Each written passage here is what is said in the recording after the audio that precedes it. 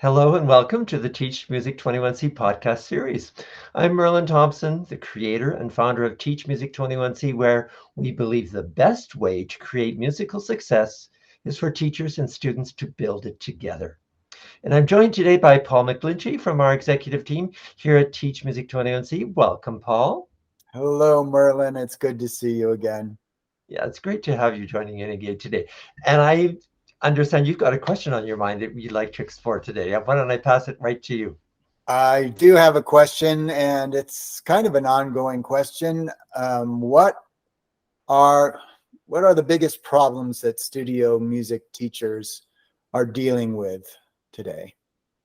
And it's a really interesting question because I've had lots of opportunity over about I would say the last 5 years to Hmm. gather information. Hmm. So I've been sending out things to music teachers. They've been responding. I've been asking them, where are you successful? They've been giving me that list. And I've been asking, where are your obstacles?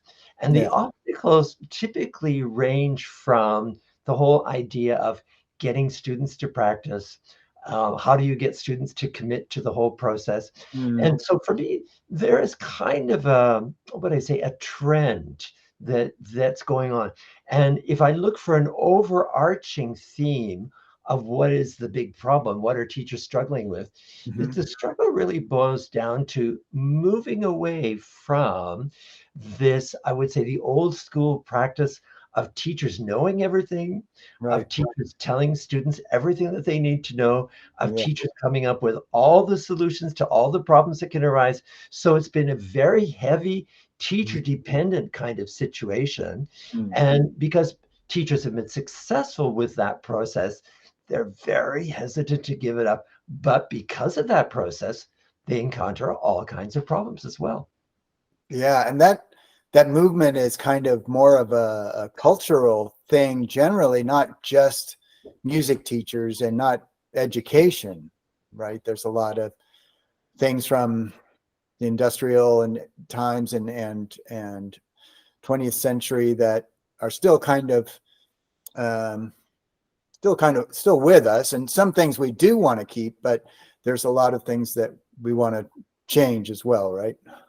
Yeah, and that is the challenge. There are a lot of things that we want to keep. So it's not a matter of, oh, we're going to stop doing everything we did before, and here's the new model.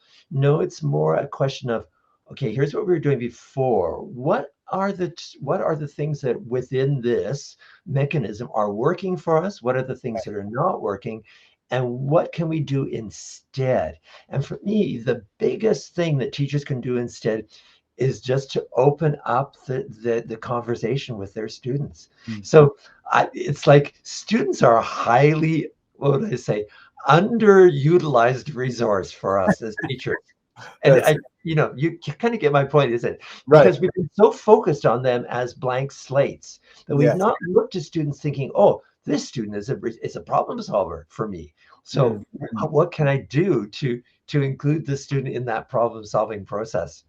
Right. And that really also gets to motivation. If we're not including them in the things that they want to do and that excite them, then it's going to be harder for us to, and for them, of course, to maintain their motivation. Yeah, And absolutely. by us, I meant to help them to maintain their motivation. Yeah. So there's been this thought for such a long time that teachers, well, no, I'll start at the very beginning. There was a thought process, I would say about 50 to 60 years ago, that Mhm. only the talented and the highly motivated students were the ones that got lessons. If you weren't talented and you weren't motivated, the teacher said, I don't have room for you in my studio. That's it. You're out of here. I'm Right. only dealing with people who really, the lines were things like, I only teach the people that really want to be here. And Right. so automatically, that just a whole bunch of people said, well, no, thank you then. So we got rid of that language. Mm. Uh, and so the process was, okay, yeah, no, I am more accepting of a variety of students. So then we were realizing, oh, motivation isn't going to come from them, and so it has to come from me. What am I going to do to motivate them? And that's always a big challenge Hmm. because motivating someone else to do the agenda that you've got in mind Right. Right. is a huge, huge challenge for teachers. Right, right. Yes, persuading them that don't you see how good my agenda is for you, and I certainly have your best interest at heart, and I know everything you need to know and to experience. And there's a certain truth to that, in the sense that we've been trained as musicians and as teachers, and can help them to move forward, but they have their own ideas about what they want to be able to do with as a musician. Yeah. So we've just worked through how things have changed over the last while, moving away from, like you said, that industrial model Mm. that was there, that was highly, I would say, organized and Yes, efficient. right, But people aren't organized and people aren't efficient, and our lives have moments of chaos, and our lives have moments of, oh, everything's going just great. right. So we've come through all of that to this place today where we really recognize, yeah, we've got to open up this two-way conversation. And because, in many cases, like for me, students come at a very young age. Mm, So it's very easy when students are young, if they're 5 or 6, to just take over and mm, make it my show. mm-hmm, But so how do we awaken, I would say, the reflective process in someone who's 6 years old? Because mm, obviously they mm, have reflective processes already in place. mm. Nobody shows up at a music lesson and they haven't touched a hot thing and taken their hand off. They've all got reflective processes in place. So sowing those seeds, and even with teenagers, I mean, we've treated teenagers differently in the past. Uh, Mm, so how to work with students and how to open up this two-way street of, I'll call it, awareness, communication, and reflection. mm. That's what it's all about.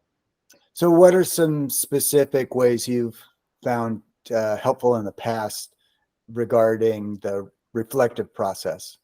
Yeah. So it is a long process, I will say. Yeah. And it's not, I'm very fond of this expression I use all the time now. It's not an overnight process, it's an overtime process. And I pay attention to something that a teacher of mine said when I was an adult studying what is teaching all about. And I remember the day a student came into the room, the mom came in with a tape recorder and was all set to get every detail of the lesson on on the recording. And the teacher said, "Oh, you don't need the recording." She said, "Because I'm going to basically be saying the same thing every week." And so after a while, you'll get it. Oh, this is the week she's going to talk about this again. Because, basically we only have about 4 or 5 topics that we just kind of move through all the time. But so there is that, the idea that we're going to be coming again and again Right. to the same topics over and over. It's not a matter of just we introduce it and then we're done. But you asked, what are the strategies?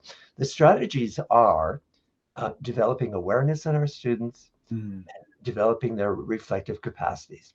Awareness starts with us pointing things out for them, if that's necessary.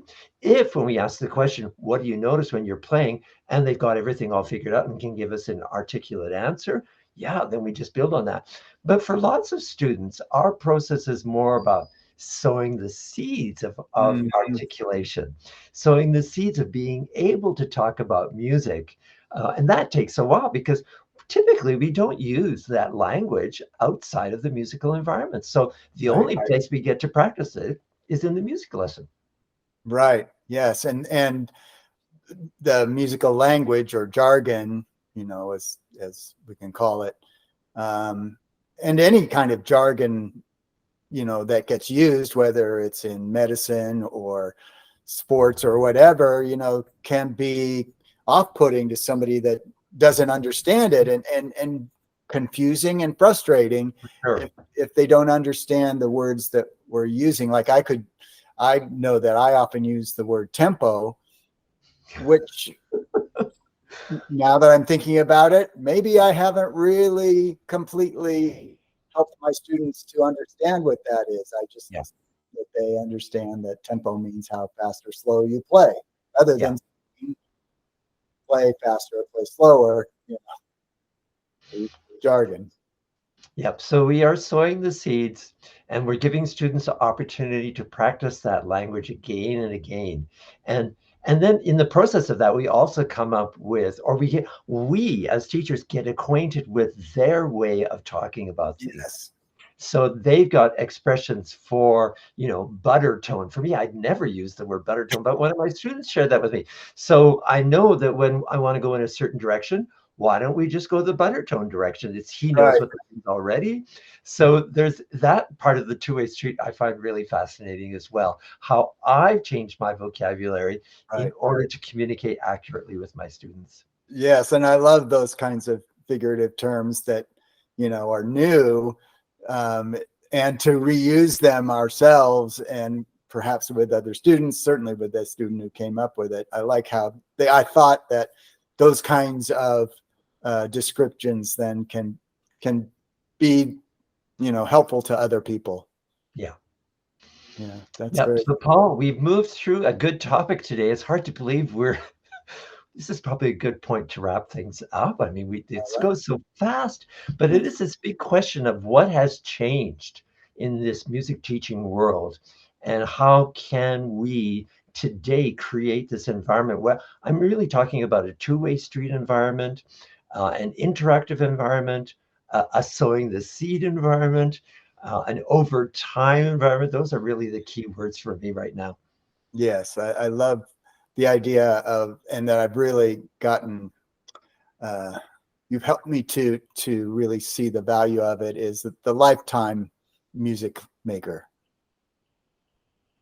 Yeah, so we got different goals in mind too. We're thinking way into the future. Right. So, and I love this question, what will your student be doing 20 years from now because of what you did today? And Yes. that for me just opens up a whole bunch. So if you didn't do things that you would hope they would do 20 years from now in the lesson today, it's for me, it's a missed opportunity. Yes. Yes. I love that idea. Well, let's wrap it up then, Paul. Okay.